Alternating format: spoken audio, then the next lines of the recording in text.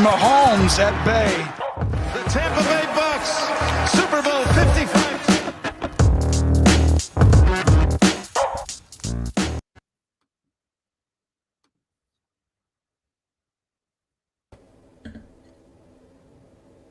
Hello and welcome back to the Bucs Banter Podcast. As always, I am your host, Collin, and I'm looking forward to digging into some plenty of good NFL content here this evening for our weekly Monday night live show on Bucs Report. I am joined by my co-host of the Bucs Banter Podcast.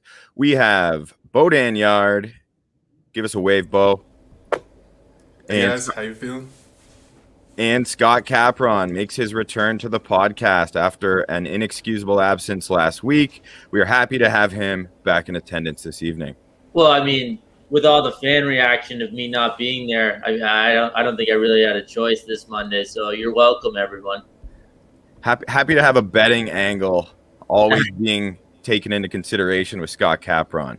Yeah, as long as you don't put the words winning in front of betting, then I can talk about it all day. So sure, that's my corner, then we're set. So awesome. Right on. Well, happy to be back on Bucs Report. Please feel free to hit us up with comments, whether you got questions or just opinions you want to share. We would love to get to as many of those as we can. I will try throughout the show to highlight those that I think are worthy of some discussion. And we'll see what you guys as an audience can bring to the table for us. We're going to start with What's Up with the Bucs, where we'll talk a little bit about what's going on in Tampa with the Buccaneers. Not too much. It's a bit of a spoiler alert. And then we're going to get right into some other big news in the NFC South before I'm going to unveil my top 10 rankings of the best running backs in the NFL heading into this 2021 NFL season. And Bo and Scott are gonna likely rip me up for it. So I'm looking forward to that. Hopefully you guys chime in. They have no idea who my list is, so it should be fun. Yes, we will be chiming in. Even if we agree, there will be some chimes. So yeah. Yeah, I mean you can after all bet on running back production. So I'm sure we'll hear from you there, Scott. Looking at it right now. So as always, let's start with what's up with the Bucs. Not a lot is going on. Mandatory mini camps are going to kick off later this week. One thing I would like to bring up is just the fact that Giovanni Bernard, newest free agent acquisition for the Buccaneers, was practicing at OTAs. For a veteran guy, new to the team, not expected to be there, the fact that he has chosen to attend OTAs with all these rookies and young guys, many of whom won't even be in the NFL this season, what a pro, I think that just demonstrates his commitment to learning the playbook, getting to know his teammates, and really just a commitment to his craft in general. Yeah, no kidding. And I think Bucs fans are going to be absolutely thrilled and fall in love with Giovanni Bernard just because he's gonna have a clearly defined role, and he's always played that way as that third down pass catching, pass protecting specialist. Yeah. And he was the third leading pass catcher amongst NFL running backs over the last 8 seasons. So don't sleep on his production either. Yeah. Sorry, go ahead, Bob. No, he could be really good. I just like the idea, he's coming into this team, he knows their Super Bowl aspirations, and it's almost like he's has a new lease on his career. And he's just okay, I'm taking full advantage of this. It's like a move that you kind of make when you're like, okay, I want to be in the NFL for a few more years, a few more seasons. So for sure. Yeah. Plus, I feel like there's a few of these guys every year, but I feel like Bernard is one of those sneaky, been in the league longer than you realize kind of thing, right? And just with Boom saying 8 years, they're 8 years. That's already a pretty long career for a running back. I know he hasn't been bell cow given the ball 25 times a game for 16 games a year or anything like that, but still. This is obviously his best chance to win, and that's a great sign. Great pickup, and that's awesome to see him at the OTAs like that. I feel like he deserves this opportunity too. He's earned it. You haven't heard anything from Gio Bernard. He just goes out, does his thing. Whoever the starting running back has been over the past almost decade, he just steps in when they're hurt, is highly productive. As soon as they come back, he slides right back into that backup / third down back role. So yeah, and like it's tough to have the fate of being drafted by the Bengals, right? Like that's just not something you really wish upon a lot of guys. So no, I feel like he's definitely made the most of it so far of his career. For sure. And then thoughts on OTAs.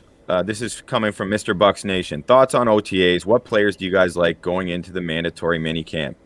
So, sorry, I don't know why it messes up our little overlay here, but we'll deal with that. It's not a big issue.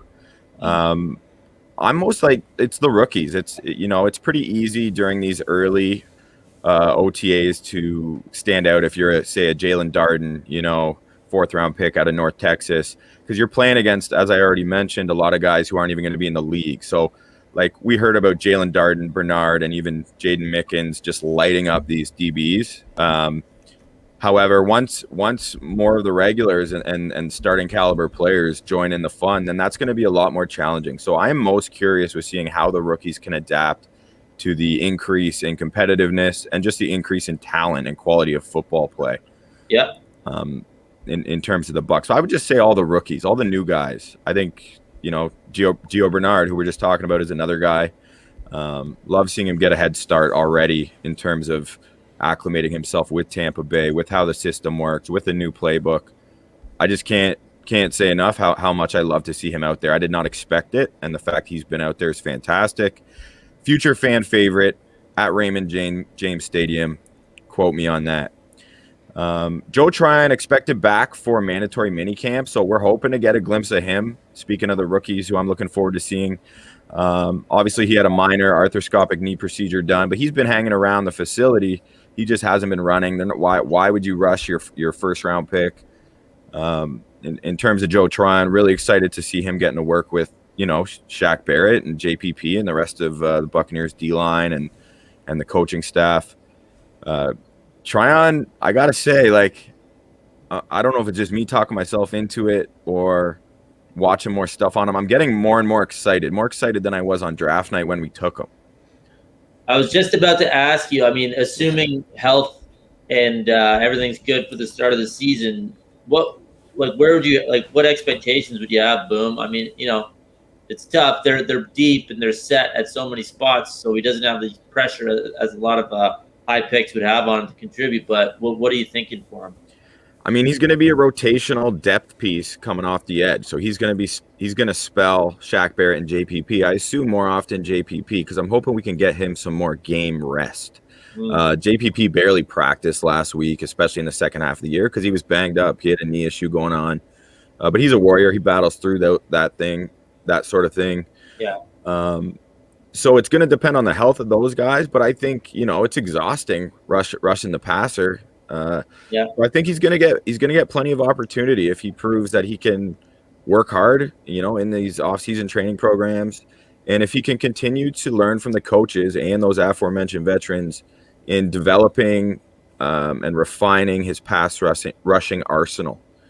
He's a physical freak. He has all the tools, but he's got a lot to add as a pass rusher, and that's why he's landed in such a good situation and why the Bucs were able to take him with confidence and not feel like they have any pressure on him to perform right away. Yeah, I love it for I think we're going into the draft. We were talking about maybe adding some depth to the defensive line for you guys and adding Tryon. I think the value of it is really going to show up this year, especially because you have that 17th game. So you could just start him one of the games. You could start him 2 or 3 games and take the load off of Shaq Barrett and JPP. So it's a great move, especially on that defensive line, because you are a little bit older there. Yeah, I think. Sorry, go ahead, Scott. I was just gonna say, I wonder if with someone like JPP, let's say they see something from Tryon right away. I wonder, would you ever say, hey, JPP, your season starts in week 6 or something like that? I don't know if that would actually fly or if there's a rest versus rust argument, but they played a lot. They obviously went on a run last year. He's been in the league forever. I'm just throwing it out there if they have the pieces, kind of thing. super interesting concept because I like it. You're thinking outside of the box. That sort of thing is pretty much unheard of in the NFL. But plenty of Tampa Bay Rays fans know like how they handle their starting pitchers. You know, they employ this like team starter mentality where they'll have two guys slated as the starter, and they're not. It's like a completely new foreign concept in baseball circles, but it's certainly working for them. I mean, they're dominating the AL East right now. They were in the World Series last year. So just kind of a funny, interesting comparison to make. And what you're saying, like if they could get away with Joe Tryon getting those valuable reps, just working as an athlete, seeing what kind of production he can come up with, sure. But I don't realistically see it happening, but it's an interesting concept to talk about on a podcast, which we're doing. Yeah, I wouldn't see it happening either. I just wonder, I don't know if it's so taboo or if, JPP would even kind of throw that out there, or if he would want to. Obviously, I have no idea. Just it's, to be honest, a lot of this comes back to Tampa is so deep, and they have the ability to kind of maybe, I don't know, like you said, think outside the box with some of their roster decisions to make sure everyone's peaking. Because, they're not worried about every regular season. Like they know, like Brady knows what time matters, and they proved what they could do in the playoffs last year, and it's all about peaking for those last 5 or 6 weeks, right? So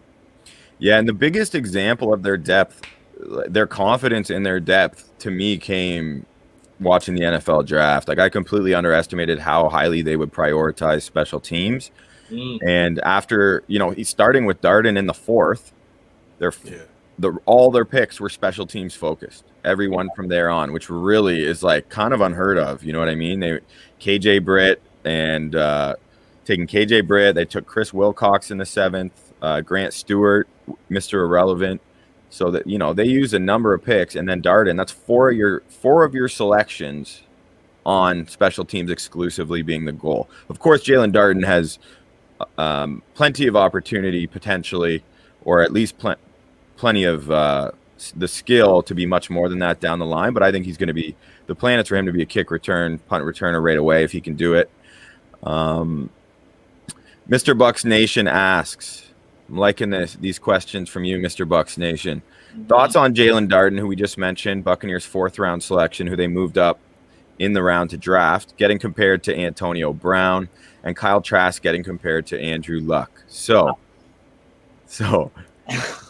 all I'll say is, and Mr. Bucs Nation isn't making those comparisons himself. He wants us to address how we feel about it. So first of all, I'm just going to, if you don't mind, just address this initially, and then you guys can chime in if that's cool. Yeah. Please.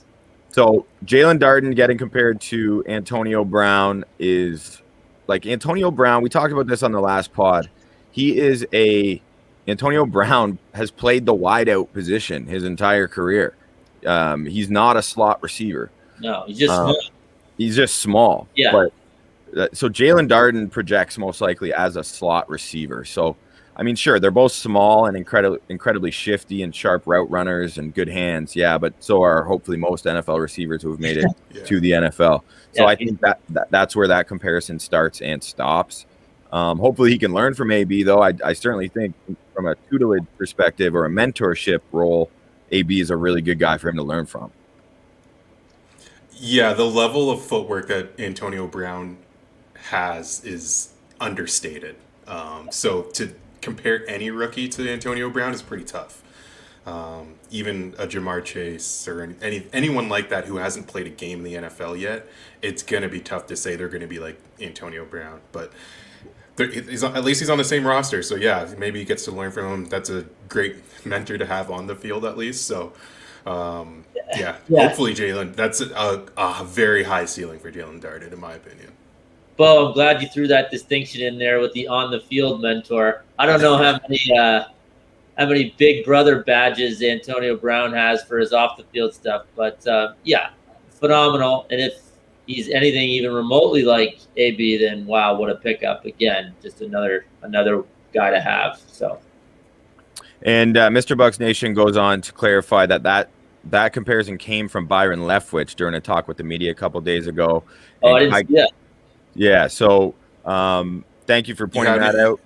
It doesn't make it any. It doesn't make it any less ridiculous. Go. I was just gonna jump in. You had me at Leftwich. Like, he's my favorite quarterback growing up in high school. So yeah, if he thinks so, yeah, he's AB. Then it's great. Yeah, I think coaches, offensive coordinator, whatever coach you are, they're forced to do so many press conferences and media appearances, and they get asked so many prodding questions, begging them to make comparisons. Who does he remind you of? Who could he be? So I don't even blame Leftwich for making that type of comparison, because, you know, it's got to be so hard to answer all these questions and come up with these things. So, like, I'm really not reading into it at all. In terms of the Andrew Luck comparison for Kyle Trask, they're both stocky, big dudes who are passers. That's about it. So again, I don't see much of anything there at all between either of those comparisons. Yeah, your coach really can't throw you out with a super. He's going to give you a goal, something to work towards, right? It's not going to be the most realistic comparison possible that he can possibly think of. He's also not going to hum and haw over it to be like, okay, let me nail this for this media guy so he has a clip tomorrow. Yeah. But it's.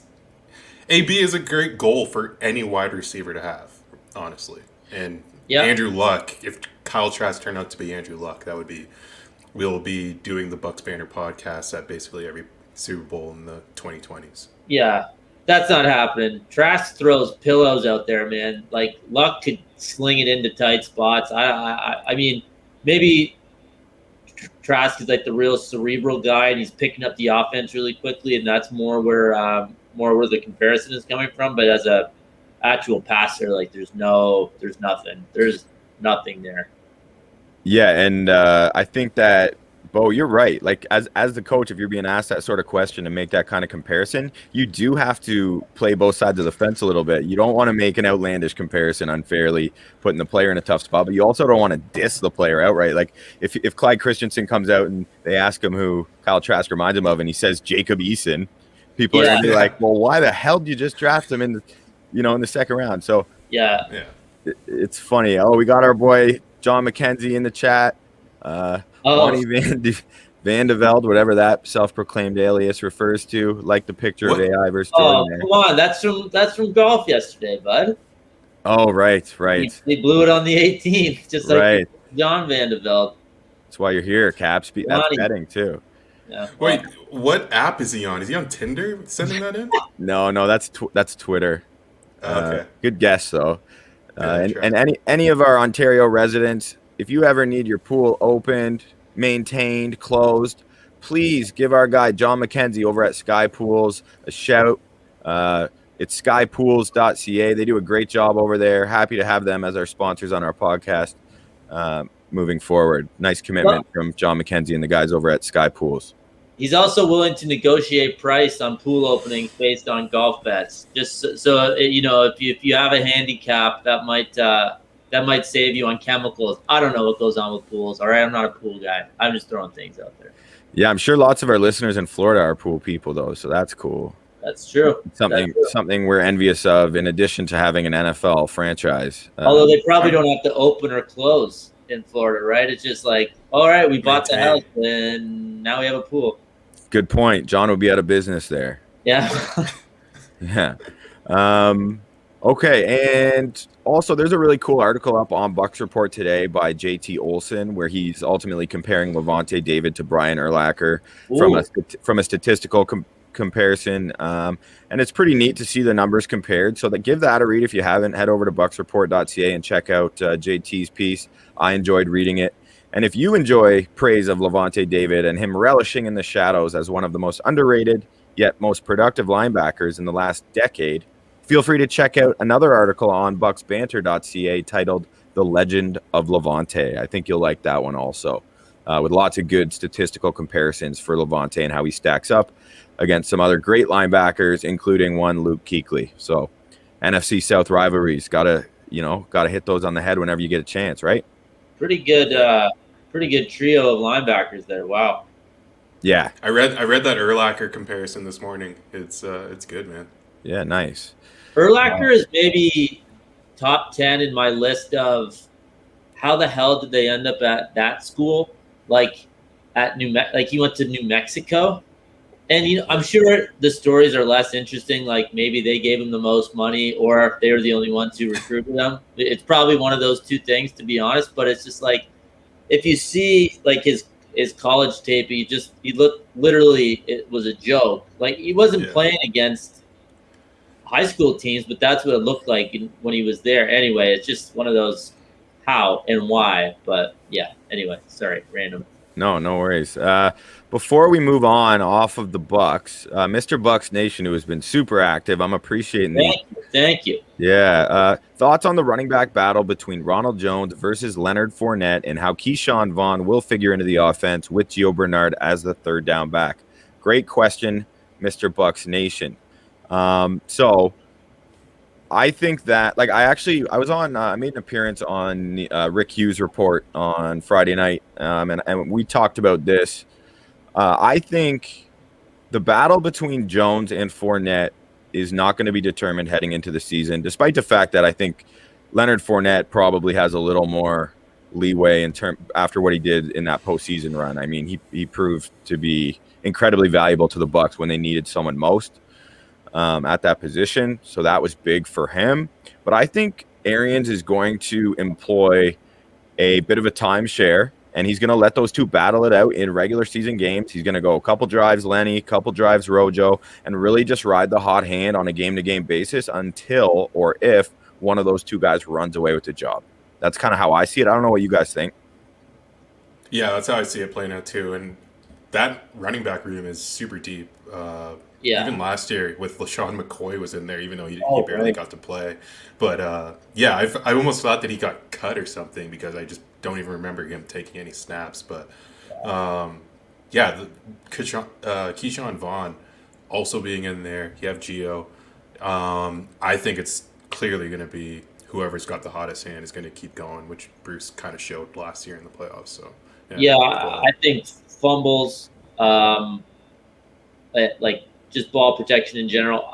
To me, they should be complementary. Like I know they're probably both starter caliber, but I like having both of those guys. Then I like mixing up what you do with each of them, so it's not obviously a run with Fournette or a pass if Jones is on the field. You know what I mean? Like I don't know. I think you can really get the most out of two of those guys. They're two different skill sets, right? Like Fournette is just so massive and can just bowl people over, but he's obviously got enough like shiftiness to him as well. And then, like we talked about before, Jones is that home run threat. So, I mean, if Arians prefers to have one, then cool. But I feel like you get a lot out of both of those guys in the same game and definitely in the same season.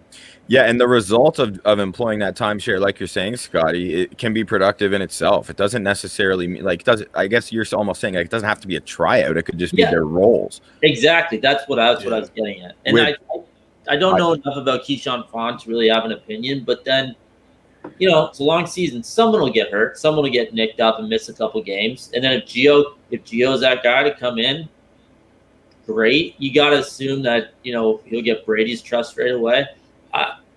We're not in the running back room. We don't know how competitive it is, how much they want, the traditional bell cow. But I just think that, the different strengths that each of those guys have is such a cool extra little thing for them to play with in their offense. It's a great point about the fumbles too. Like that, you just aren't going to be able to fumble on this team. Yeah. If you fumble, you're at the back of the line, and it's a super long line. Yeah. Also, I'm hoping Byron Leftwich ends up throwing on first down as much as possible. So you really only have one down, possibly, to get the ball. It's going to be whoever's in there willing to throw a block. I remember, didn't we just offline, we have a little group chat, and we were sending a tweet. And I think it was Lenny just completely whiffed on a block, and Brady got smashed. And he still hit the throw, of course, because it's Tom Brady. But it's gonna be those plays where you're gonna see that happen, and you're just gonna be like, oh, he's not coming back in the game because they're just gonna ride Rojo, or they're just gonna ride Lenny, or they're just gonna ride Keyshawn, or they're just gonna ride Gio. Like Gio could just come in at second down and keep going, right? Well, I'll tell you right now, Gio Bernard is the least likely to miss blocking assignments out of every running back in that stable. And Bruce is old school. You're totally right. If a guy drops the pill or misses a block, they're going to go right to the back of the queue in that running back depth. So could very well be accurate.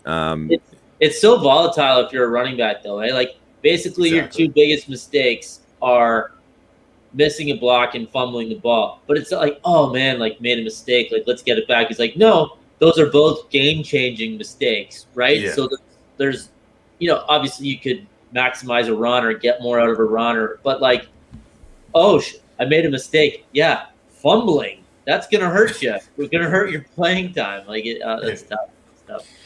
Yeah, and then if you throw into the mix another crucial issue that has plagued the Buccaneer running backs last season is the inability to catch the football, which again is an area that Giovanni Bernard excels at. So there are two crucial elements of the game that Giovanni Bernard is the best running back on the roster immediately at.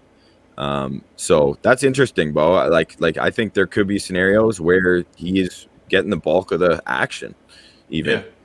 Team to team, like week to week, I could see like they could just say, okay, well, I don't think these linebackers are gonna match up very well with Gio, so let's just go ride him. He's been playing great, so it's gonna be a tough pill to crack for Keyshawn Vaughn, which is super tough for him because he missed all that time with COVID last year. So yeah, I'm interested to see what happens in that backfield for sure. Yeah, and Keyshawn Vaughn has a ton of talent. But I do like he averaged playing for Vanderbilt. He averaged almost 7 yards a carry. Yeah, SEC football in the SEC, playing on a horrible team like that. That is nuts. Borderline impossible to do. So he can certainly be productive, but I agree that it's going to be real hard for him to get opportunities without one or two injuries going down. Cool. I love the running back talk because it's right on theme with the bulk of this episode. Yeah. With that being said, we aren't quite ready to dive into the top 10 NFL running back rankings quite yet, because some NFC relevance with a huge news that broke yesterday, something that we've teased and talked about and considered all sorts of different scenarios is regarding Julio Jones. Julio, the Tennessee Titans gave up a 2022 second-round pick and a 2023 fourth-round pick to the Atlanta Falcons in order to acquire Julio Jones and a 2023 sixth-round pick. So Titans GM John Robinson, who is a former director of player personnel for the Bucs from 2013 to 2016, is obviously very familiar with Julio Jones, working in Tampa front office with Jason Light. And I don't even I want to send it. Bo, do you have any thoughts on this, like on Julio? I'm sure you do. Well, I know you did a lot last week. Yeah, it's Julio. It's Julio Jones, man. Like it's just awesome to see that he's going to this team, a team that really wants him. I don't think anyone in the league wanted Julio Jones as much as AJ Brown did. He was manifesting it, as he put on his Instagram as soon as the story broke. Really nice gift from Arthur Smith back to his old team, back to his old coach Mike Vrabel too. Interesting that ended up being the team. I don't think we really covered them at all as one of our most interesting spots, but they are. It's definitely fun. It's not the most fun in my books. Like you guys got my list last week. I obviously wanted them to go to the Ravens, but it's interesting for the Titans just because I think it changes their timeline, but I'm not sure it changes the class of team that they are. Like I still think that they're behind the Chiefs in the AFC at least, and behind the Bucs in the NFC. As well as maybe even the Packers, depending on if Aaron Rodgers stays on the roster. But it's a super interesting move because that is like the three-headed monster of AJ Brown, Julio Jones, and Derrick Henry is just absolutely ridiculous. It's just so important to have someone that takes that much attention, forces the other team to put that much attention on you on the field, right? Like, opens things up for AJ Brown even more. And I don't even like to say that because it doesn't have to open anything up for AJ Brown. Like, you can just throw it to Julio. He's one of the best receivers ever. Like, that's not even hyperbole. He's one of the best receivers ever. And he's 32 now, but it's not like he looks like he's slowing down. He's had a couple, obviously, nagging type injuries, and, playing a full season has been an issue. But I don't know. It looks pretty good to me. I love the spot, and they needed it, I think. Which we discussed in the AFC South preview. Just how much a receiver can actually swing a team's Super Bowl odds or anything like that. I'm not going to go ahead and that gives them 2 more wins. That bumps them from 11-6 to 13-4 and like that. But I think they're way better, and I think it gives them even more versatility. And hey, you got to score. You got to score in this league, and you're definitely going to have to score to beat Kansas City or Baltimore or even Buffalo in the AFC, right? So I love it. I love it, and I love it for Julio just because he's really one of my favorite players. So he seems into it, and I can't wait to watch him. I really can't wait. Yeah, I think through all the Julio talk, everyone's just been talking so much about where's he gonna go, whatever, and that it almost gets lost, I think, by a lot of people how great and how dominant of a force Julio Jones is. I think 95 yards a game for his season, for 10 seasons, 95 yards a game. It's nuts. That's stupid. It's not. It's just people are forgetting, and I have a feel I made the Randy Moss career arc comparison on the wide receiver episode we did last week, Bo, and I don't think it's comparable since Julio Jones remained so productive. Sure, he hasn't gotten the end zone a ton, but he's just drawing all. Look at how Calvin Ridley has benefited from that. Not to say Calvin Ridley isn't a great player in his own right, of course he is, but he's still been incredibly productive, unlike Randy Moss when he was in Oakland. But I could see him going out of his way this year to just remind everyone how good he is this season, similar to Randy when he joined the Pats. The touchdowns, the lack of touchdowns don't bother me as long as the offense scores, right? Yeah. I'm sure he wants to score because it's more fun, and fantasy owners want him to score 100. But it's not like his lack of actually putting the ball in the end zone is what led the Atlanta to the 23rd scoring offense or something. It was never like that. It's just that he was such a focal point for everyone, and then they had other guys to throw to. So super good point. Good point. When I think about it, it's touchdowns for receivers or interceptions for cornerbacks. It's sometimes they're kind of random. You can have 4 in a season, you can have 10 in a season. Who knows? Yeah. But the one other thing I wanted to hit on was the Titans offense was so tilted towards Derrick Henry. AJ Brown being injured at times and just the receiving core in general just not being that productive just tilts the field so much towards Derrick Brown. The fact that Julio Jones and AJ Brown are presumably going to be on the field together for the majority of this season, their offense is so much more versatile and so much more dynamic.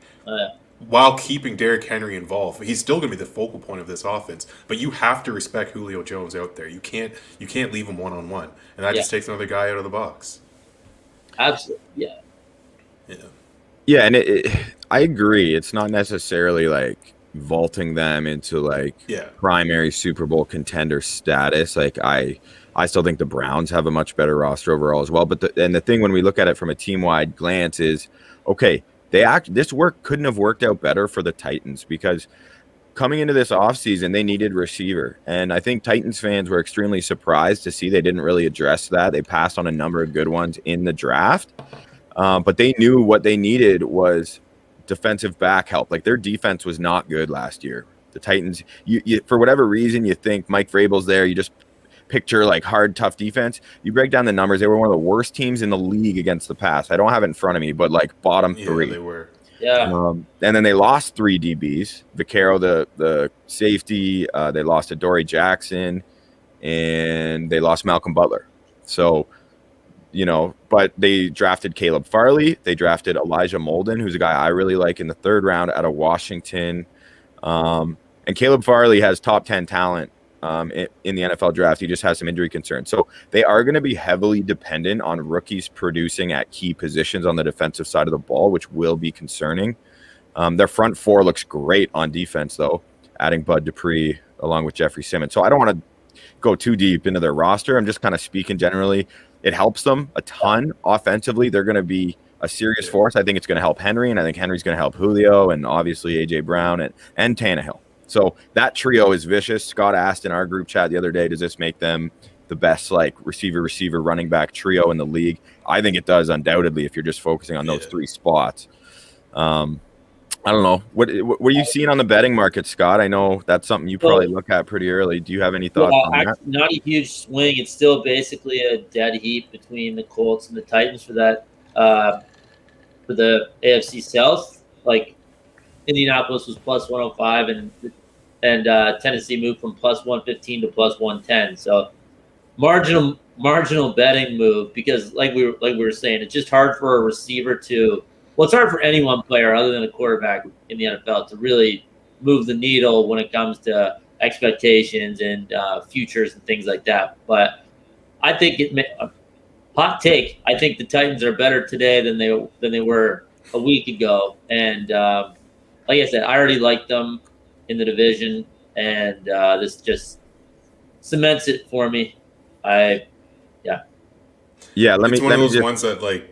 Go ahead, Bo. Oh, sorry. Yeah, no, you go. It's one of those ones where I thought that like Vegas could easily be kicking themselves about like when we get to the end of the season, just because Julio coming in and Tannehill having that extra weapon, it just makes it that much.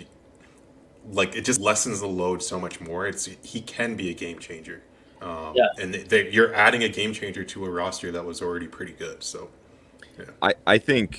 I think it would be if you're flush with cash, I think you should definitely be laying down over what is it, plus 220 or plus 120, Scott, for the Titans to win the AFC South or something. Yeah, plus 110 now, yeah. So a little bit over money. Still plus money, still pretty nice. Plus money, I honestly think that's borderline a lock at this point. Carson Wentz is the quarterback of the Colts. I mean, I think more for debate's sake, I flipped my pick in the AFC South to the Colts just to make sure we weren't all three on the same page. But I would like to officially remove my name from that endorsement and switch back over to my initial choice, along with you two fine gentlemen. Let's do it. Say the Titans are going to win the AFC South. No. I'm still Duval you're County. You're I'm Duval. Yeah. Oh, right. Jags. If you want value, put it on the Jags. If you're talking betting value, they probably went down because of this move. But yeah, never a better time to get in on the Jags. Get in the ground floor. I think Bohdan and Fred Durst are the only two people that have bet so far at this point. Love their Jags. Love them. Nice. Any other? Oh, wait. Yeah. Bringing up Tannehill, I just want to quickly go into the salary cap part of this. So, like, the interesting part of everything that got everything about this trade, and it's not being talked about, the Falcons didn't agree to take on any of Julio's contract in this deal. So, like, the timing of this deal couldn't have worked out better for the Titans. But for the Falcons, it actually kind of worked out that the Titans were desperate enough to make this happen that they didn't have to take on any of the money to get it done. So Julio's owed $15.3 million, around $15 million this year, but the cap hit is $23 million. And the Titans only have about $5 million in space. So they either have to convince Julio to restructure that deal, which is a big possibility because he's owed $15.3 this year, but in the next 2 years, 2022 and 2023, he's on the books for 11.5, but only $2 million is guaranteed in those 2 years. So, and that's overall. That's combined in those 2 years. He only has $2 million guaranteed. So they could actually cut him after this year if he didn't restructure this. If he doesn't want to restructure it, the most likely thing they'll do is probably restructure Ryan Tannehill's deal. They can restructure his deal and free up about $20 million in cap space. Easily have Julio under contract for this year, and then figure out what they want to do with him next year. But yeah, it was an interesting move for the Titans just because they're taking on a lot of money to do it, and they've got to make a change to their quarterback. So they're going to kick down the can down the hill for Tannehill, and just make them lock into Tannehill for that much longer to keep Julio around for this year. But like, of course they can restructure it because NFL contracts are completely made up and changed at literally the drop of a hat. Like, like it's a signing bonus. You can make it incentive based. You can say Julio tied both of his shoes correctly in week 1, and like so then he gets his full deal. Like, I'm glad you know about this stuff because I've tried to read about the salary cap and like how do teams actually do this? And it's like, do whatever you want, basically. What, Scott, you didn't take voidable years 1A03 in first year? You know what? It was before noon, so they didn't offer it. So that was the only time. Damn, you should have went because Jason Light actually taught that class. Oh, really? Yeah, him and Mike Greenberg, the salary cap expert for the Bucs, because we saw a lot of voidable years coming down the line. But you know what? The Bucs put themselves in a position where Buccaneer fans don't need to panic about that because we have been planning for the future for so long. So we're still in such a secure position financially, especially when you consider the situations of the Atlanta Falcons and the New Orleans Saints in the NFC South. Speaking of the NFC South, our guy Johnny Dean, the professor, is in the building. What's up, Johnny Dean? Nice to have you here. I was wondering where you were, man. Happy to have you back with us. Sorry, boys, before we move on, like we've covered the financials, we've talked about Julio Jones as a player. We already talked a lot about him in general in our previous episode. Is there anything else we want to touch on as it relates to Julio being acquired by the Tennessee Titans? I mean, it improves the position as a whole in the AFC South because that was one of my big critiques. Big critiques of that division was how poor they were at wide receiver. Well, now the two best ones are on the same team. Yeah.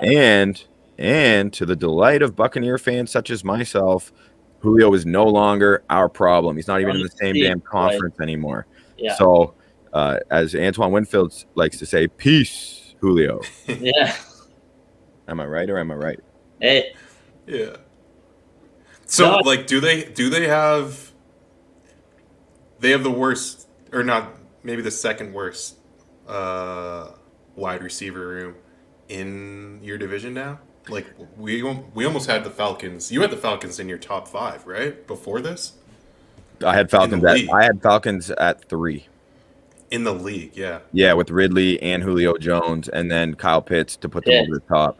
So this changes a whole bunch of things. I wonder now if they're going to hang on to Hayden Hurst and play like a 2 tight end set and kind of change their entire offense, right? Because they have to. The selection of Kyle Pitts made everyone think Hayden Hurst was the odd man out because he's still a talented, above average tight end in the league, and he's young enough. But Pitts is kind of a tight end in name only, though, right? Like, yeah, he might just become Julio. Yeah, it's like Devin. I mean, he's better than Devin Funchess, but Funchess was a tight end, and then he's just super tall. And he's 6'5" or 6'6". He just kind of leaned out a little bit, and then he's a receiver, right? So that's not a knock, and I'm just saying Pitts has so much versatility that they could definitely still have Hurst on the field. I do think that Kyle Pitts, like my optimism regarding his, just from a statistical production perspective, is going to take a hit with Julio being gone. Like Kyle Pitts is going to be absurd no matter where he lands. He's that type of player. But with Julio and Calvin Ridley there, like I just had these astronomical expectations, like, from a fantasy perspective or we'll see. We'll see. Maybe just fills the production void right away. We'll see it. Or Ridley steps up, and although Ridley was unbelievably productive last year anyway. So. Yeah. Ridley's a Bucs killer too. He plays well against the Bucs. And he's awesome. He's gonna get a ton of targets. He's gonna get a pirate ship full of targets this season. So a lot of eyes on them though too, right? Like as much as I think you're freeing up the production for those guys, Kyle Pitts and Calvin Ridley are like the only 2 people you need to stop in that offense now. Totally. That's why I'm saying that my opinion on Pitts' production changes, because if you got to worry about Julio and Calvin Ridley and Kyle Pitts, like, anyway, I'm thankful that isn't existing. To be honest, I know like when it was rumored, and when there's smoke, there's fire. And for whatever reason, the sources in the NFL, rumors tend to be awfully close to the real thing more often than not. And, they were talking second round pick, like they were close in terms of the valuation around the league. That surprises me. I'm surprised no team was willing to give up even a first to really go for it. Or at least more than a second and I already said it, but a second and a fourth, I think. Yeah. Right. Like a second and a third, like no one wanted to throw that out there to grab Julio Jones, a team with some cap space and a needed the position. I don't know. Like the Bills, that'd have been, anyway, we've already talked about all that stuff. So teams are nuts about the draft and having draft capital and all that. It's way more valued than even one superstar. It's always happens. Big time. And not to beat a dead horse, but I think the Fox Shannon Sharp incident just absolutely killed the value of that trade. Like if that was just sitting out there being like Julio might want to leave, I think you would have saw a lot of more way more desperation from other teams. Just in your evaluation alone, like maybe the Falcons look like they were gearing up to be like, okay, we got our fourth, we got Kyle Pitts, and let's throw out this three-headed monster ourselves and get Matt Ryan to fling the ball all over the field again. I think the way everything played out was absolutely perfect for the Titans from like a media expectations around the league perspective. And it better not ever happen that this gets turned around and reflects negatively on Julio as a guy, because he's been just a professional. He didn't air this out. He kept that in house, which is incredibly impressive with how modern day diva NFL wide receivers tend to conduct themselves. So that's just a major negative, not a cool move by Shannon Sharp, and should never reflect in any way, shape, or form negatively on Julio Jones. Johnny Dean making his presence felt with a comment here. They are going to try to use Pitts, talking about the Falcons, of course, like they did Tony Gonzalez. The Falcons still haven't addressed their defense, which has been the issue all along. So that comment coming in on Facebook from Johnny Dean. Yeah, I mean, we're couldn't agree more. Yeah, that's why they're not going to be very good. Yeah. They have a bunch of question marks out there, right? They drafted a few DBs and corners and safeties, right? But they still have Dante Fowler taking up a ton of their cap, and he was unproductive. Isn't fair enough of a word to use what his season was like last year. So if he's better on the edge, maybe they're a little bit better, but their defense, like, we have no idea if they're going to be able to cover anyone again this year. Doubtful. Yeah. All right. Well, there we go. Plenty of Julio Jones talk this offseason, and the Falcon has landed, let's say, outside of the NFC South. So we've already talked what's up with the Bucs. There we go with the Julio Jones discussion. Oh, surprising fact, by the way, gentlemen, that I came across before we move on from the Titans talk. Ryan Tannehill, I was surprised. He led the league with game-winning drives last season with 6. So that's interesting. Just forgot to throw that in there organically, so I'm doing it awkwardly now. Can I throw one more awkward shout out? The Falcons. Like, I got chills. I don't know if you guys saw their tribute video they did for Julio. No. It's unreal. It's really, really good. Yeah, I would highly recommend it. That's the way that you say goodbye to a superstar player. Yeah. It's really good. It's like 2 or 3 minutes long too. Oh, good. Yeah. Yeah, I may have made it, but I haven't actually watched it back yet. All right. Well, what do you boys say? I know you guys have no idea how my list. I think it's time for us our guy, me Sidor. Please, I hope. Hello. I found out later. This is our guy. He was crushing it last week in the comments. I found out later he did clarify in the comments how to pronounce it. Yeah, he did. But I never caught it due to no fault of his, of course, my own. But I'm happy to have him back in the chat, looking for some good content and questions and inquiries from him. So, Scott, Bohdan, and anyone listening, top 10 NFL running backs in the NFL heading into this season. Okay. Sure to be plenty of different opinions on this, and I look forward to discussing it with you guys. You guys have no idea how my list shakes out. So, and just so we're clear, Paul, is this who you not like 10 who you would start a franchise, just like who are the 10 best? That's what you have. Okay. Going into this season, so let's say this upcoming NFL season, my 10 favorites. Gotcha. Okay. So we're not groups like we did. We did the wide receiver groups last week. This is just running backs as players. Yep. As individual players. Who would I want on my team as my starting tailback? Yep. You must win this game. Who am I going to have? Yeah. Yeah, I like this season. Some guys might need a few warm up games. I don't know, for the whole season. Fair enough. Scott, do you have a list too or no? I have a tentative list, but I'm just more going off of Collin's. But yeah, I have a Yeah. Okay, cool. Yeah, so we'll go through my ranking. We'll just use that to drive the discussion on the position and players we like, don't like, think are overrated, underrated, what have you. So that's just kind of, these lists are a nice way to formulate our opinions and politely engage in debate. So we'll start at 10 because countdowns should count down, not up. Mm-hmm. Coming in at 10, I have Ezekiel Elliott.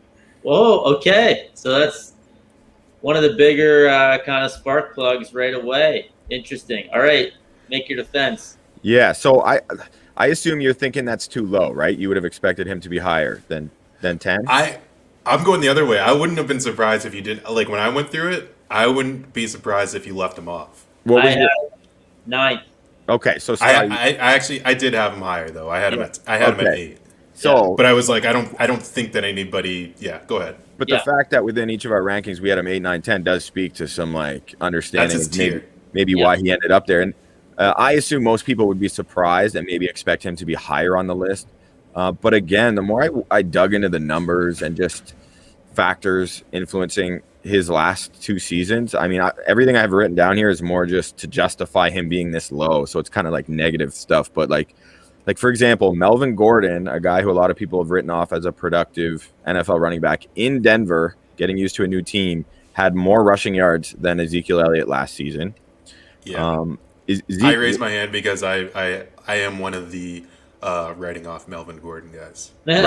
Right. Fair enough. I get that. And you guys meet on Wednesday nights, right, Bo? It's a great community. Yeah. If you guys want in, I can vouch for you for sure. Is there like a potluck situation? It's mainly just a membership fee, but I'll just transfer it to me. I'll take care of it. Perfect. Let's do it. Yeah, I'll pass. Thanks for the invite. Okay, he also had 6 fumbles. Old school Scotty Capron already mentioned. He does not like when you drop the football. Get him on the bench, bud. Yeah, give me a mile. Like off remember the Titans. Hold on to that football. So he had 6 fumbles, most of any of the top tier running backs. I think Dalvin Cook was next there with like 5. But he also, the thing that really shocked me is his lack of explosive plays. And I found this to be one of the most helpful statistics to kind of look at. And explosive plays, I'm referring to any rushing runs, 20 yards or more. Which I think is super valuable indicator of like a running back. Like I need some explosion out of my guy for a top end running back. Of course, consistently short yardage is great, but you got to be able to break it open here and there. And I was shocked at how the lack of production. So last year, 2020, Zeke had only 3 runs of 20 plus yards and 0 runs of 40 plus yards. And then in 2019, I'm like, okay, well then maybe the previous year he must have crushed it. He only had 4 explosive plays, only 4 20-plus yard runs, scampers in the entire season. So a total of 7 explosive plays over the course of the last 2 seasons is just not cutting it. No. Based off of who he is and who we knew he was coming out and the production he had early in his career, I have to keep him in the top 10. But just sneaking him into the back, I mean, you know what I mean? He ranked injuries the thing that I like why he ended up at 8 for me was I gave him the leniency of injuries, and the offensive line is so much. I think we talked about that in the draft, or maybe it was after the draft, but their line is so much worse than you would expect it to be. So that makes it a little bit tougher because that hole is not what it used to be for Zeke. But what you got to consider is what it used to be is an unprecedented amount of talent on that offensive line when he came out. So he was also benefiting from having an incredible O-line at a point, right? So it kind of evens out almost, you could say. True. But yeah, and I mean the contract is killer. I know that shouldn't affect these actual rankings if we're just talking about like just ability, but that lack of explosion, like those numbers are a huge indictment, Paul. Like that's crazy. But yeah. Yeah, so I mean, like he ranked 37th amongst NFL running backs in yards per carry. 37th in yards per carry. You know, I going through this, I shouldn't even have him in the top 10.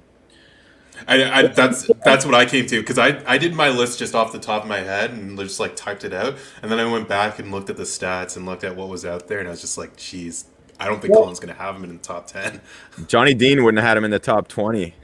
Yeah, he's not wrong. Like, no, you're not. He wasn't wrong. in the top 20 of yards per carry. Like, I mean, it's rough to have him in the top 10. Yeah. So, I mean, let's move on. So coming in at number 9, I'm giving some respect to Aaron Jones, Green Bay Packers running back. Scott, your reaction? You think that's too low? Yeah. Which is fair. Me too. Totally fair. I'm not like crazy. I think he'd be more in the 5 or 6 range for me. But I had him at 6. Yeah. Yeah, fair. I love him, and he catches passes. He does a little bit of everything. He's got that explosive factor. But go ahead. So I'll try and justify it, and then like I get that too for sure. I ended up pushing him down a little further than he was initially. So he is a really nice combination of running the football and catching the football, which I think is a key ingredient in today's era of football, and I think that'd be pretty unanimous amongst any knowledgeable football fans. You got to be able to catch. You got to be able to produce in the passing game as well as the running game, and he does that. Underrated in pass protection as well. But so last year, 1,000-yard rusher, 9 touchdowns rushing the ball. But in 2019, the year before, like he had 16 touchdowns. So it was a pretty significant drop off at least in terms of getting in the end zone. And I guess I could see his production dropping off quite a bit without Aaron Rodgers in the picture, not to mention David Bakhtiari, arguably the best tackle in football, going to miss the bulk of the year with a torn ACL that happened late last year. So, but again, that shouldn't affect him as an individual running back. I understand that. I do think he has benefited from playing alongside Aaron Rodgers as well. I think teams have to prepare for the pass like as such a point of emphasis that it's naturally going to open up some opportunities. He's run behind a good offensive line. So yeah, I think he's super solid. I would take Aaron Jones on my team all day long, but he comes in at 9 in my top 10. Okay, and that's why I'll be interested to hear your next 3 or 4 guys then, just to compare. Like, it's going to be splitting hairs, obviously, but I don't know. Like, those are all valid points, but as of right now, we will be playing with Rodgers, or we think that's the most likely thing. And of course, he's benefited from it, but like, what are you supposed to do, right? If you have a good quarterback, then that helps. He clearly has Rodgers' trust. You're right, though. You can't hold that against him for playing a good quarterback. That's always Okay, so you're curious then, where does this go next? So coming in at 8, my number 8. So it went Zeke at 10, Aaron Jones at 9. I have J.K. Dobbins at 8. So maybe take off that Michigan shirt, Scott, so people don't interpret your complaints with that pick. Well, you've started with Ezekiel Elliott. You've underranked Aaron Jones. Throwing J.K. Dobbins. I'm assuming the next guys are going to be Beanie Wells, Maurice Clarett, Eddie George, and all the other Ohio State guys that have just run train on my Saturdays for the last however many years, 34 if we're counting. All right, J.K. Dobbins. Yeah, sounds like you wrote Harry Potter, but keep going. It really feels like you missed some guys for sure. Yeah. There has to be. I mean, hey, like, this is my list. This is your chance. Like, come at me. Like, that's fine. That's why we're here. For the record, I love him. I love Dobbins. I think he has to prove it. Maybe I would say this is more realistic for next year. But if you're thinking just this is what he can do going into this season, I actually don't hate it. I don't hate it. It's what I think will happen this upcoming season. Okay. And I think, Yeah. for example, like this list, if the season ended, this upcoming season ended, this is where I would have these guys. Like, this is what I see. And I think J.K. Dobbins is going to have a major breakout this season. And they started giving him the ball way more than Ingram, obviously. They had to.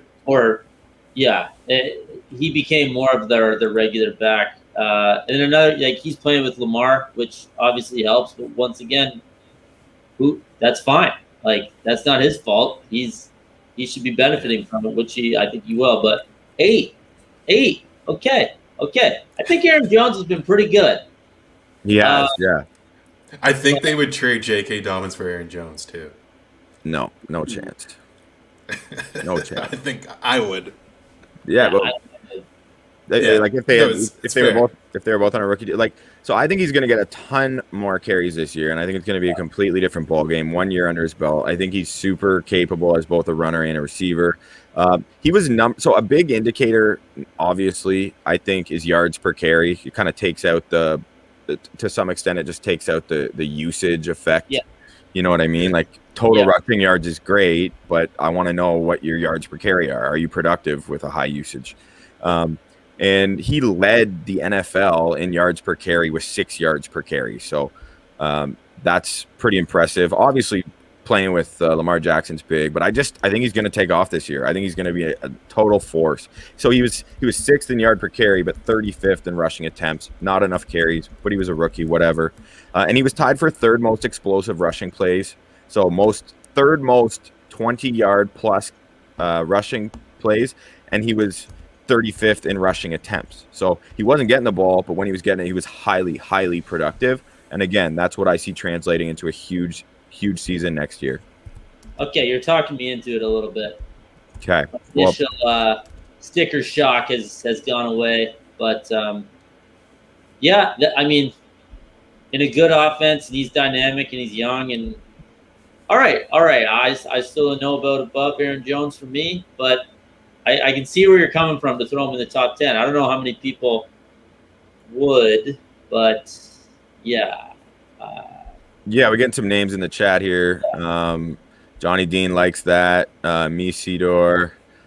So I think it's a Game of Thrones reference, Me Sidor or something. And he makes a good point. Dobbins faces stacked line, knowing the Ren was coming every game. Dobbins is a beast. Like, it's true. I think that's why. Like, I just want to see it. I want to see it this year. Yeah. So. That's okay. Boom's going on a bit of a limb. That's what these are for. That's fair. Completely fair. Yeah, and that's the thing with these lists. That's why they're fun to talk about, because your own criteria can vary. It is very much subjective. Also, I heard J.K. Dobbins is just the greatest guy, which is just so annoying. Yeah, you hate. Yeah, Scott. Sorry, I forgot to warn everyone. Scott hates good people. Oh, hates them. Get out of here! All right, don't have time for you being all nice and stuff. Honestly. So I think I'm really gonna get. You guys are really gonna dig into me here, but you have to just give me a chance to defend myself, and then you can have at me. What is this, 7? Yeah, 7. So number 7, Travis Henry. Zeke was at 10. Aaron Jones was at 9. J.K. Dobbins at 8. Coming in at number 7 is Alvin Kamara. Wow, you are a hater, bro. Listen. What? Listen. Let me just say, I think he's one of the best receivers in the game. But yeah, you know how much money he owes you?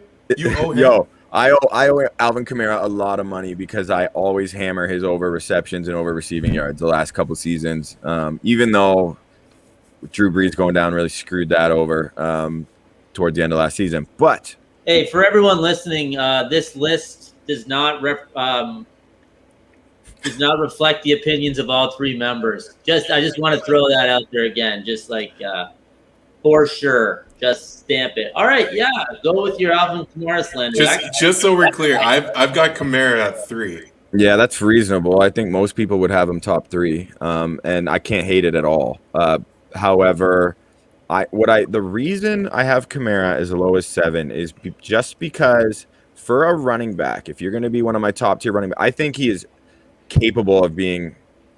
Kamara's awesome, and he's the best receiving running back in football, along with Christian McCaffrey at least. He had 83 receptions for 750 plus yards and 5 receiving touchdowns last year. What a loser. Rushing the football, though, he didn't break 1,000. He did have 16 rushing touchdowns, and he did lead the NFL in total touchdowns with 21. But he was 14th in the league in rushing yards.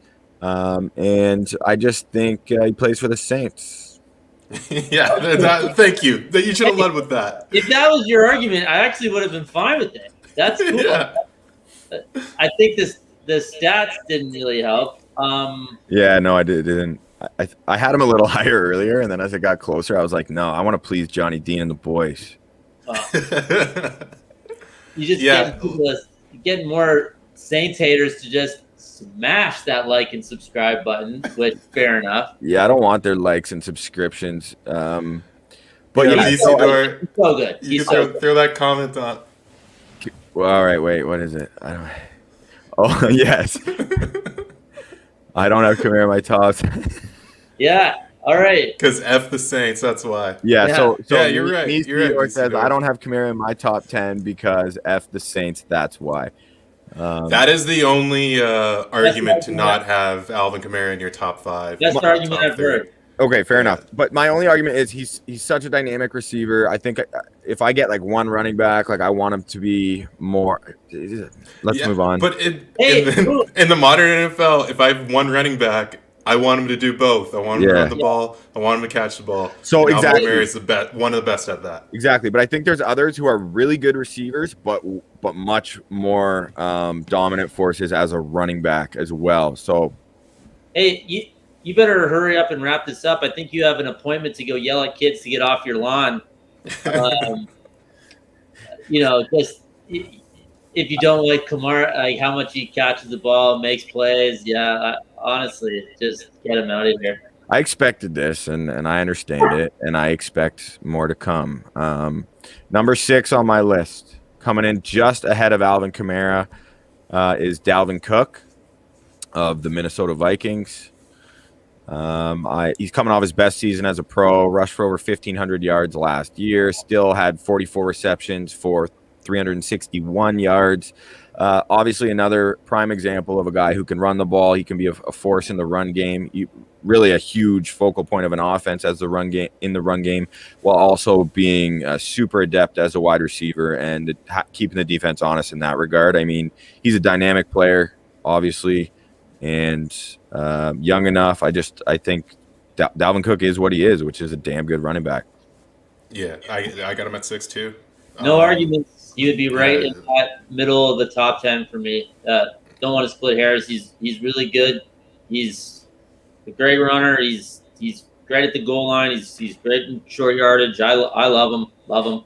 Funny enough, I already mentioned Scott asked in the group chat who's the best running. Is this with the acquisition of Julio Jones? Is him, AJ Brown, and Derrick Henry the best running back, wide receiver trio?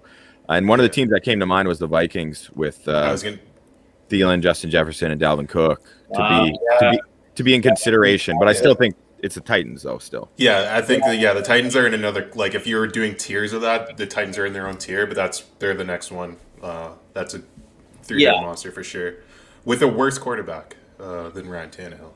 Yeah, well, very true. All right, so number 5.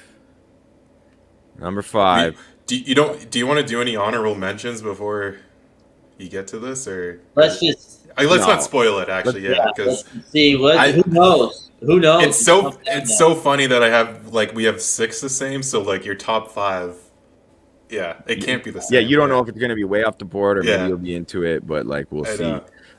So, sorry, once again, it's important to summarize for anyone just listening on the podcast or whatever. We don't have visual accommodations. It's outside of our tech budget at this point. Zeke Elliott at 10, Aaron Rodgers at 9. This is Aaron Jones. J.K. Dobbins at 8, Alvin Kamara at 7, Dalvin Cook at 6. So now we're entering my top 5, I think, best running backs for next season. Should I grab another drink before we get into the rest of this? I think we all need one.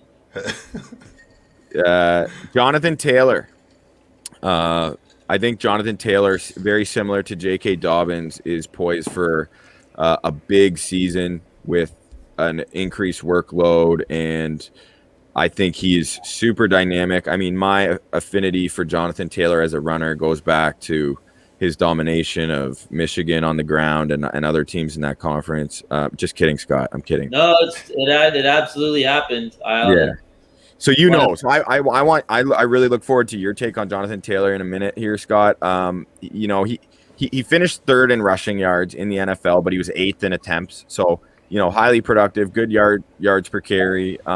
And he was tied for third with the most explosive rushing plays in the league last season as a rookie. So the only guys with more explosive plays than him are two guys who had way more carries, and that's Derrick Henry and Nick Chubb. So highly explosive. I think he kind of got dicked around early in the season. Not dicked around, I get it. He's a rookie. But when Marlon Mack went down, I expected him to just get the reins and be a bell cow right away. And I expected him coming into his rookie year to be in the top 3 in rushing. I don't know, Bohdan, if you remember that, if we got the receipts for that. But I remember you were kind of like, really, Boom? And I was like, really, man? Like, I'm that high on him. Yeah, I remember. We loved him in college. But, you were definitely even higher on him than we expected. Than I expected. With the Wisconsin running backs, it's tough because they always have one of the best offensive lines in the country. Yeah. Like, that's what the whole program is built around, and they've had a handful of guys who have just run for a ton of yards, but like Monte Ball recently, he was an absolute star. He played a little bit obviously in the NFL. He didn't last that long. Melvin Gordon, another guy who was just as terrifying to play against but Taylor was a little bit different. And I think it showed. I think it showed that first year that he wasn't just a product of the system or anything like that. I don't think those other guys were necessarily either, but he looks like he could be the best of a long line of, just guys that just mowed through the Big Ten. And, 5, I might quibble a couple spots, but he's awesome. He's a locked top 10 guy for me, obviously. Yeah, and long term, especially. Sorry, Bo, hit us with No. I had him as an honorable mention. I was looking. I was so sure I had him in my top 10 that I actually messed up the order that I have. But Jonathan Taylor, love watching him play, especially the way he ended the season. I felt like he was the focal point of that Indiana Colts game plan in the playoffs too. So I think he's right for a big year. I think I wasn't looking at the list the same way that you were, so I could see why you might have him at 5. But yeah, I had him at 11 as my honorable mention. Fair enough. And now Carson Wentz is the quarterback in Indianapolis, and Anthony Costanzo has retired, their left tackle. So there are some concerns there. I mean, he's got the best guard in football, and Quentin Nelson helping pave the way for him. I think he's so good. He's going to get better despite what happens at those key positions. But it is worth making note of in terms of maybe the breakout won't be as dramatic as I've led you to believe. But I'm just such a believer in his game. So, and he's way faster than people initially thought too, because he's such a strong dude. So when he ran his sub 4.4 40 time, I think that shocked a lot of people. Incredibly durable too. All right, into our top 4 here. This 4 and 3 were tough for me. Oh, I know where you guys are going to be absolutely shocked and just give me the gears now. I figured it out. And it's not right here. Number 4 is Nick Chubb.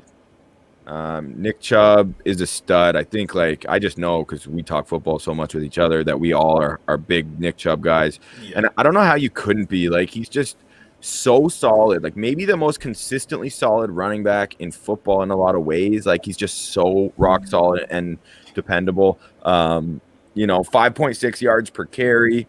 He has had 30 explosive rushing plays. So 30 in the past 2 seasons. So past 2 seasons, he's had 30. Zeke Elliott has 7. Yeah. So, no comparison. Think about that. That is mind-boggling. That is 2 seasons worth of production in itself, separating those two in explosive plays. So just He's just every time they cut to a Browns game or it feels like they're showing Chubb bouncing one outside and absolutely housing one down the sideline, right? Like it just feels like part of your Sunday. Yeah, I love him. It's so true. It's like, oh yeah, that team was threatening until Nick Chubb got the ball and he's in the end zone. Yeah. And Bohdan and I, so Bo and I, Scott is our betting guru. He'll like to be like self-deprecating as though he's not that successful, and he's never going to force you to take a pick. But I look forward to us getting his betting opinions, especially as the season goes on. Because Scott, your opinion is valuable in that area, and you deserve respect for that. Definitely help my bank account sometimes. So, but did you say, I'm just going to cut this part out where you said your opinion is valuable, so my wife can hear it. Just it's as a like clip for sure. Clip, just to throw it in when in doubt. Hey Lydia, I have thoughts on our garden too. All right, I'm multi-dimensional here. I'd like to be involved. Anyway, sorry, keep going. So, if Scott's like the Devin White or the Tom Brady of our betting segments, Bohdan and I are like the Ryan Suckups. We're the kickers because we're specialists. And our specialty, our favorite part of football to bet is player props. So, in terms of Nick Chubb, I don't even know if we've ever talked about this story anywhere, and I don't know how much of a story it is, but Bohdan and I learned a valuable lesson about Nick Chubb. We had bet the over rushing yards. I think it was in the playoffs or the end of the regular season last year, Bo? I'm pretty sure it was in the playoffs, yeah. And he had it was in the playoffs. It was 100% in the playoffs. Yeah, and he had against the Chiefs. Yeah, Chiefs. And he had 23 first half yards, and we had bet the over at 70 something, and we were like, we got to get off 3 quarters. Basically 3 quarters into it. We were like, our betting app allowed us to cash out at any point. We collectively decided we got to take a hit here and just, call it a day while we can salvage a little bit of our investment here. And the moment we simultaneously clicked it, because we were texting throughout the game, he just busted a 20-yard run. And then next play, he busts a 17-yard run. Yeah. And we're just like, we're such idiots. Absolute idiots. He is, to me, he was at 4 on my list too. The second most inconvenient person to tackle in the NFL. He is a brick house, and he is so fucking fast, or so crazy fast, man. Yeah. Yeah, he totally is. So, and he's just so solid. In terms of you picture him, at least I did, as just this I don't know, just he's gonna keep churning the legs, keep moving the chains. But the explosive side of him is what I underestimated almost at the NFL level. It blows me away how he is both of those things at once. So yeah.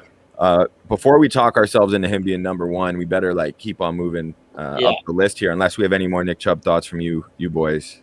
He's awesome. Love him. Yeah, he's great. Okay, so number 3, this is where I have Christian McCaffrey. I mean, we don't need to talk too much about McCaffrey because his production and explosive ability is well documented, especially in the NFC South. Coming off a year, he missed pretty much the whole season. I think he played 3 games. But his rushing and receiving numbers are ridiculous. In 2019, do either of you guys want to – I don't know if you know, so don't cheat if you saw it today, but do you guys want to guess how many receptions he had in 2019 as a running back? I want to say it was 92 or something. Okay, good guess. Bohdan? I was going to say 80-something, between 80 and 100 somewhere. Yeah, and I would have probably guessed right around there, probably in the 80s. He had 116 receptions in 2019. So earlier I said Kamara is the best receiving running back, but I mean, I think it's McCaffrey by a hair. I don't know. Those two are both phenomenal receivers, but 116 receptions as a running back is almost incomprehensible. It's so absurd. But he 7 a game. Yeah, in the same year, he rushed for just under 1,400 yards and 15 touchdowns. Yeah. That 2019 year is just out of control. Slight indictment on the Panthers' offensive weaponry, perhaps, but to put it mildly. But no, those are mind-blowing. 100. That's absolutely insane. I didn't realize that. I knew it was good. I had no idea it was that good. And then the point that then everyone's gunning on you too, right? Makes it arguably how many guys are in the box on McCaffrey, but because he's such a receiving threat, you can't just play him one way. You can't just stack the box and think he's going to then just burn your linebackers or safeties deep. Such a polished route runner, and he's proven to be more of a like straight up running back, capable as a runner, I think, than a lot of people envision. So I loved him at Stanford, and even though he's in the NFC South, like I as an individual player, I hope for plenty of success to continue for McCaffrey and for him to stay healthy, just with them continuing to lose to the Tampa Bay Bucs. Okay. Just 2 games a year, he's got to be pretty bad. Yeah. So number 2, we're all the way to number 2. I got 2 left. This one, I think I have a feeling you guys are gonna be not too pleased with. But let me just speak my piece, and then you can hammer me for it. I have. It's Saquon. not Leonard. If it's Leonard Fournette, no, no Bucs made my list. It's it's Saquon Barkley. Okay. I like, he's my favorite running back in that I can remember in terms of how he plays football. Obviously, he missed almost all of last year, and this is what I'm thinking for this year. So I think he's going to be fully healthy coming into the season. Maybe take him a little bit to get going. The biggest concern is the offensive line play, because what he came into in the league as a 2nd overall pick is just a pathetic excuse for an offensive line, and they're very slowly building that position. They drafted Andrew Thomas out of Georgia, 4th overall, new left tackle last year. He had a rough start to the season for a player selected before Jedrick Wills, Mekhi Becton, and Tristan Wirfs. So in hindsight, I mean, that's a tough one. But digging into some New York Giants Reddit chats to get a real pulse for the organization. That must be a happy place. Yeah, it's not. But it's Joe Judge Judy. But he really turned it around halfway through last season. So anyway, I don't know. I'm not gonna like sit and say their offensive line is gonna be why Saquon's gonna be so great. I just think he is that special of a talent. For him, I have no sample from last year from a statistical perspective, but like in his rookie year, he had 91 receptions for 720 yards. So as a rookie with a terrible offensive line, he comes up with 91 receptions, and we all know, like Scott, you watched a ton of Saquon. Bo, I know you did too. Like, he's a running back. Like, you can just hand him the ball and he will dominate a defense. And that's him receiving the ball alone as a rookie on a terrible team. He also rushed for 1,300 yards. So I just see, like, I see Christian McCaffrey type impact and how he affects the running and the passing of an offense. But I just think he is so great, and his ceiling is so high. He had over 2,000 yards from scrimmage as a rookie. Again, as an individual player, bring him over to Tampa. Just watch what he would do behind like that top tier offensive line. But we'll see what happens with the rest of their roster. But that's my thoughts on Saquon. We might need to check on Johnny Dean, but I actually have Saquon Barkley at 2 as well. You do, Bo. We didn't exchange lists at all, but I definitely if you're talking about we have one game to win to get into the playoffs, Saquon Barkley would be my second choice. Like, I love his game. I love the variability in it. And the super good to say that he is a running back. Like, he is, you can turn around and just hand him the ball. But Johnny Dean's not happy with me. He was willing to give me a pass on Christian McCaffrey. No one likes praise for NFC South players, but I got to do it. I'm going to give you my honest opinion. And I think hopefully he stays healthy, and hopefully the offensive line can hold up enough for Saquon Barkley to make it real clear why he's so high on this list. With the Saquon is my favorite running back, and I hope that he becomes the number 1 guy on this list. But actually, just because of production and because of potential injuries and playing with the Giants, he actually would have been 4 on my list behind Chubb and McCaffrey.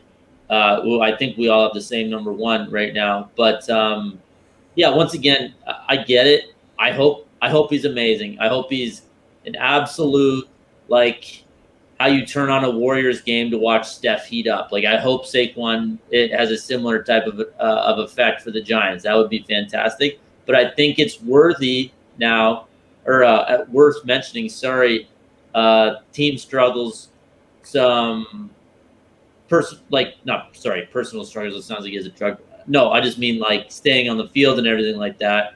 I think that's at least worth a couple spots on this list just because the top is literally like the cream of the crop, right? So those would be my 2 cents. But like I said, I hope he's up there.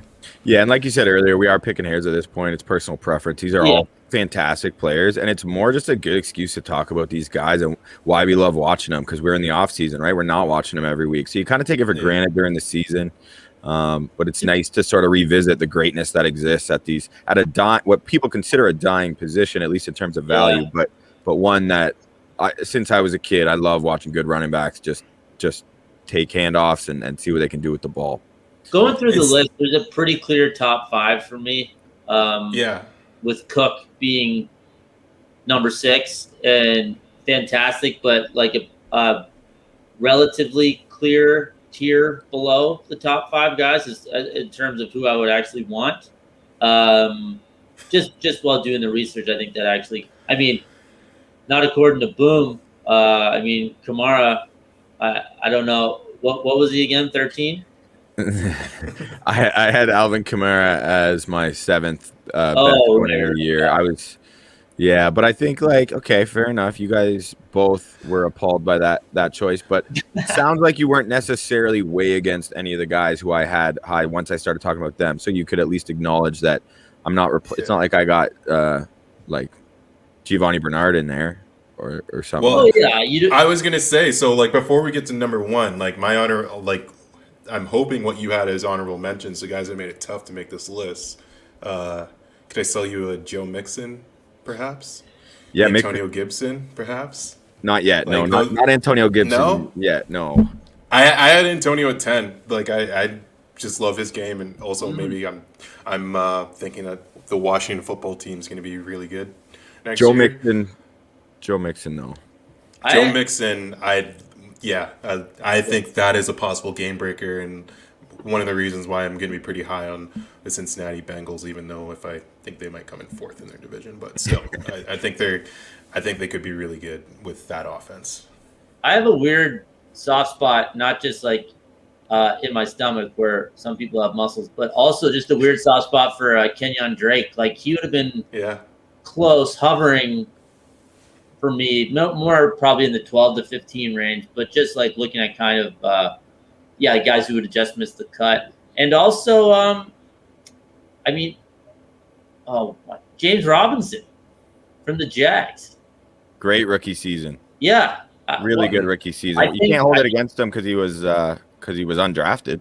Yeah, and now he's going to have ETN in the backfield with them. But just he had over 1,000 yards, and I think he missed the last 3 games. Like that's pretty good on a brutal team to do that. So once again, I think if you were to put up similar numbers this year, I think you would have a great case to crack that top 10 next year. And just to summarize, like I like how Bo likes to do this. He likes to talk about honorable mentions before you unveil the number 1, even though in this case it's not super surprising. Another name worthy of discussion is David Montgomery, who quietly had a really nice year in Chicago as a runner and a receiver. Yeah, he just doesn't do it for me, but I agree. And I wouldn't, like just a personal, it's not like he's terrible, nothing like that. He's just like, to me, he's like the exact league average starting running back. Yeah, that's a good way. Couldn't have put it better. That's exactly what I was going to say. Like, I wanted to give him some roses on this, but I couldn't. I had at least 10 guys, if not 12 ahead of him. But you like, he was the easiest guy when you're looking at like the top rushers last year. He's like the easiest guy to skip. Yeah, you just kind of top right past. But like he's like at 6 or something like that. He was super high. Yeah, and then a fantasy sleeper, a guy this year. Like I know we're not doing this isn't a fantasy show necessarily, even though we'll cover some of that at some point. But I think Mike Davis could have a big year statistically. I think he was like pretty legit filling in for McCaffrey last year, and watching some of his tape, he could be better than people think, but I don't think he's anything special. Just some names of someone. Yeah. And before I want to so this explosive rushing plays that I've talked about now several times, I just want to I found it super interesting to actually just look at the numbers. So the best over their past 2 seasons who had the most 20 plus or beyond runs. So the top 3 players, of course, Saquon Barkley, I'm taking 2018, 2019 because of his injury. So he leads everyone with 34. Derrick Henry has 32 over the. Oh, and that was with missing 3 games as well. Saquon. So that's just, like that's why he's at 2. That's like I know Johnny Dean is hating this, but like he is so like the word explosive could just be Saquon. Like exactly. He is. You are Saquon type of player means you're gonna have so many 20-yard runs. Like that's crazy, right? More explosive plays in a 2-year span, and you did it as a rookie on a terrible team than Derrick Henry or Nick Chubb or Christian McCaffrey. But the top 3 guys in a 2-year fragment it is Saquon with 34. Derrick Henry has 32 over the last 2 years, and Nick Chubb has 30. So in terms of explosive plays, those 3 guys are head and shoulders above the rest. So, and in Henry's case, literally head and shoulders. Yeah. Derrick Henry. Yeah. So Derrick Henry, obviously, like for everybody, like that's the number 1 on Collin's list, number 1 on all of our lists. He is number 1 on anything that says running back on it in this year that you can look at. So, Derrick Henry is a massive problem for everyone, and now he has Julio Jones on his team. It's almost too bad because there's not much to say. Like there's nothing to say. Good. Yeah. There's not much we can even say. Like he's the best one. He's the best one who does it. He's the biggest one. He's definitely the one who would spark the most fear in defenses right now, or whatever. I guess there are arguments for some other guys, but like no one is sleeping easy knowing they're playing against him. To me, he gives the Titans offense such a high floor. Like they just can't be that bad because he can't really be stopped that easily. Yeah. You know what I mean? So it's like they're going to be productive almost regardless because like good luck stopping him from getting 10 yards 3 straight times if you just wanted to give him the ball, right? So I think he is actually a clear-cut number 1. I think some of these guys have the ability and potential to really take a shot at that crown this season. But I think it's Henry, and I guess it's Henry for all 3 of us. Henry is the I think it's the exact same way I think about Aaron Donald, where it's just like if you're looking at that position, there's only one choice. Like that is the guy you're taking. If you need one defensive lineman, one interior defensive lineman, let's say. Yeah. You're going to get Aaron Donald. You're going to say, okay, he's the best one in football. Every other position, if there's a debate at least, other than maybe quarterback, maybe, I guess I shouldn't say that on a Bucs podcast, but you're probably, if you had one game, you're probably going to take Tom Brady. If you had one game, you're probably going to take Derrick Henry. Yeah. Yeah, it's a certain like special athletes. It's like you watch them play and they just jump off the screen at you. But then when you look at the numbers, they're also just statistically superior as well. And like all of the analytics support how much they affect the game. I mean, like generally my philosophy that I've already mentioned is that a running back should be dynamic in both facets, right? Rushing and receiving in order to be like super high on my list. But Derrick Henry is just too dominant of a runner for that to matter. He's like Shaq in his prime, defenses know what's coming. They can't stop him. 2,000 plus yards rushing last season, just under 130 yards per game.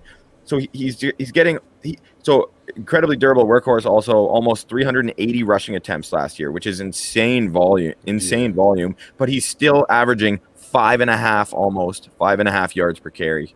Like it's just stupid. 20 explosive plays last year alone. So. You think of this like big bruising dude, but he's busting. He does everything, and he catches the ball well enough. Like when you're that kind of a runner, you're going to open up that aspect of the game for yourself as well. 4 runs of 40 plus. Yeah, he is the running back of the NFL, which is you don't get to say that. I think I saw on AJ Brown's Instagram, I forget who it was. It might have been LaDainian Tomlinson. He was quoted saying, Derrick Henry is this generation's Jim Brown. So makes sense. He's so good. Yeah.